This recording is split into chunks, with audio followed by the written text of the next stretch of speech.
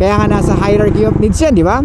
Women fall in love with what they hear. Men fall in love with what they see. Tapos yung kaisa-isang importante para sa ating mga lalaki, hindi mo nakukuha. Kaya nga ito, ladies, kung gusto nyo sex after marriage, wala namang problema. Pero, hey, what's up guys? It's you boy, Sublado Moto. Okay, for today's vlog, let's talk about yung nag-message sa atin. So, ang sabi niya is, bakit daw 1 month pa lang sila ng boyfriend niya, pero inaaya na siya makipag-sex. So para sa'yo girl, hindi mo naman nakakwento sa akin kung ilang months kanya niligawan. Pero do sabi mo nga 1 month pa lang kayo, nag-aaya na siya ng sex. And you have been in a relationship with some other guys, tama? Kung di ako nagkakamali. Pero yun nga, ang sabi mo is you're not ready, tama? To have sex with your boyfriend. Ang tanong ko lang is, bakit mo siya sinagot to be his girlfriend? Ano yung nakita mo sa kanya na criteria na masasabi mo na pang relationship tong guy na to? Kasi nasabi ko na to sa mga ibang videos ko na ang sex is very essential for men. Kumbaga main course namin yan, di ba? Kumbaga sa pagkain, kanin at ulam, kanin yan na hindi namin pwedeng or hindi pwedeng mawala, or hindi namin kayang kumain ng ulam lang kung walang kanin. Men go crazy, men make themselves miserable, or men pay just to get the sex. Alam niyo ba yun? They are willing to pay more than the value of your kibi just to get that.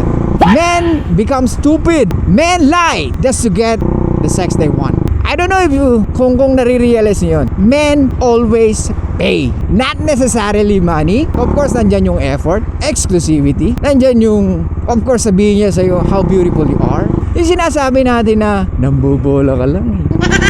Which is, yun naman talaga yung gusto ng mga kababaihan, di ba? Kaya nga sabi nila, women fall in love with what they hear. Men fall in love with what they see.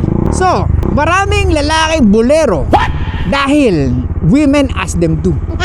Maraming lalaki sinungaling because women ask them to. Habang tumatagal, the more na nakikita nila na yung pagiging tapat or pagiging klaro sa intention nila sa isang babae ay walang pag-asa. So ang ginagawa nila, natututo silang magsinungaling or mambola. Gets mo? So we need to adapt and adjust. Kasi pag hindi, we will die. Hindi ka cactus, Brad. Ladies, hindi ka cactus. Kapag walang dilig, okay lang. We are a human being. And part of hierarchy of needs, yung sex. Okay? So since tinatanong mo ko, bakit gusto niya ng sex? It's because that's who we are. At kaya nandito tayo sa mundong ito is because of sex. Kaya nga napakadaming tao ngayon because of sex. Di ba? Hindi yan biglang nabuntis siya na hindi siya nakipag-sex. Nakakatakot yun. Baka kuhanin siya ng mga scientists. Pag-aralan siya. So for you girl, kung hindi mo kayang ibigay yun, it shows lang na hindi ka ganon ka-sexually attracted sa kanya. Kaya tinanong kita, anong nakita mo dito sa lalaki na to para makipag-relationship ka sa kanya? Para jowain mo siya.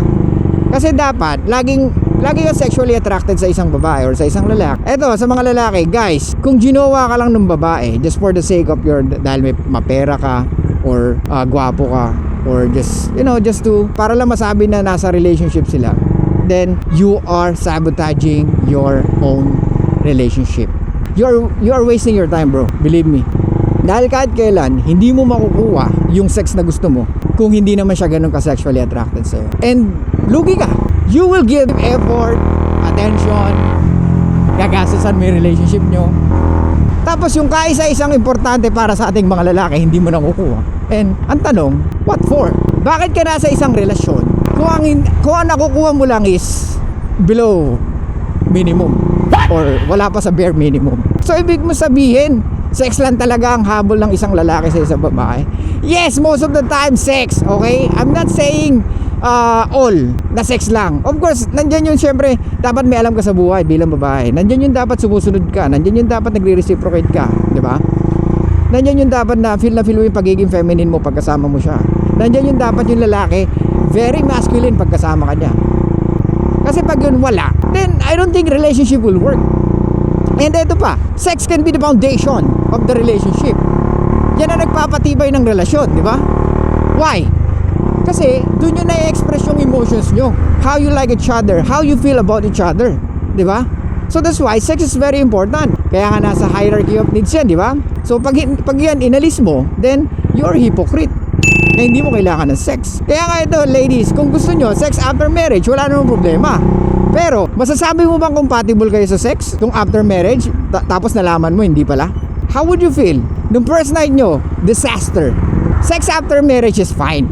Pero ito nga yung tanong ko, paano kung nalaman mo hindi kayo compatible? How would you feel na nalaman mo meron siyang problema when it comes to erection? O minsanan lang mangyari na mag-erect yung kanyang sandata. How would you feel bilang babae? Paano kung nalaman mo na hindi niya nasabi sa'yo na meron siyang mga ayaw when it comes to sex, or meron siyang mga gusto when it comes to sex, pero hindi mo naitanong, or hindi mo binigyang pansin yon dahil nga naniniwala ka na sex after marriage is napaka-importante, which is totoo naman, di ba? Maganda na pangalagaan mo yung pagkabirhin mo at ibigay mo sa lalaking gusto mo. Pero ang question doon, paano pag nalaman mo hindi kayo compatible? Please guys, comment below nga, tingnan nga natin kung ano yung mga opinion nyo about doon sa sex after marriage or sex before marriage. Gusto ko lang marinig at sana hindi kayo ma-impluwensya ng mga sagot ko. Kumbaga yung galing sa inyo, ano yung tingin nyo? Dapat ba after marriage or before marriage is fine, as long as sa lalaki na gusto mo? So for me, sex is very important for men. Kaya nga karamihan, regardless kung kanino nila kukuhanin or kung kanino nila makukuha. Okay, lagyan natin ng part 2 guys. Medyo mahaba-haba tayo, okay? I think puno na yung ano natin, memory card.